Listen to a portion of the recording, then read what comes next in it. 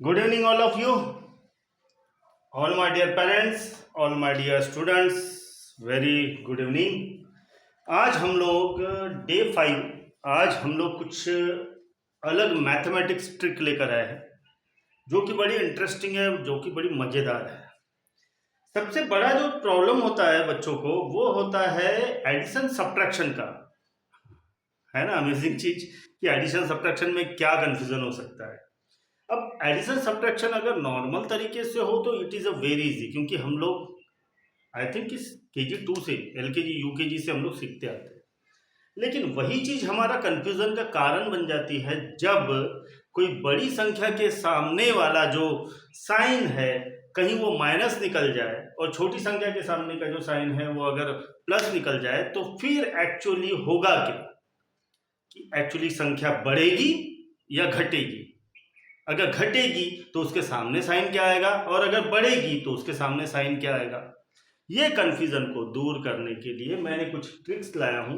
ये ट्रिक्स अगर यूज करते हैं तो आपका कंफ्यूजन गारंटी दे रहा हूं 100% आपका सॉल्व हो जाएगा, जिसे हम लोग कहते हैं इंटीजर ट्रिक, इंटीजर्स ट्रिक।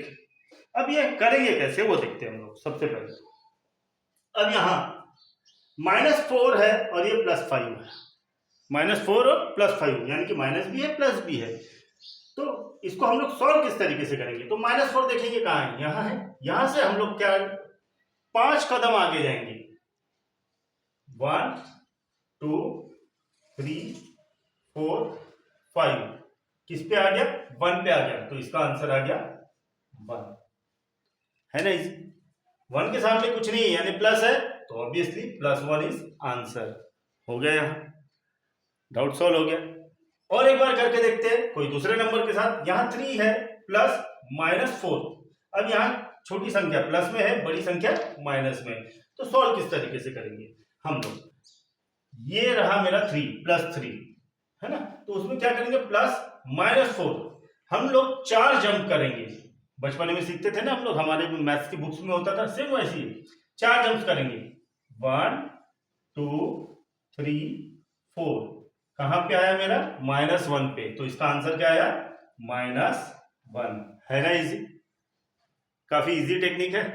ये चीज हम लोग बचपने में करते थे। याद है आप लोगों को, मल्टीप्लिकेशन के लिए हमारे बुक में एक डायग्राम होता था इसी तरीके का, और उसमें जंप करने के लिए कहते थे हमारे टीचर्स कि हाँ ये जंप करो, जो जंप पे आएगा वो नंबर ही आपका वो मल्टीप्लिकेशन होगा। तो वही चीज को अगर हम लोग इंटीजर ट्रिक्स में अगर अप्लाई करें तो हमारा आंसर एकदम एग्जैक्ट आएगा। आपको ये कंफ्यूजन नहीं रहेगा कि उसके सामने माइनस आएगा या उसके सामने प्लस आएगा। ऑब्वियसली ऑटोमेटिकली हमारा आंसर निकल तैयार है। यहां से हमने 4 जंप किए, -1 पे आया, ये -1।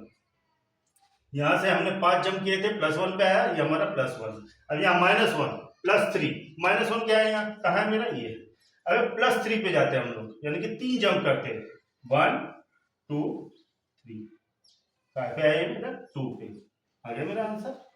2 +2 आया आंसर, है ना। इजी मैथमेटिक्स की इंटीजर ट्रिक्स।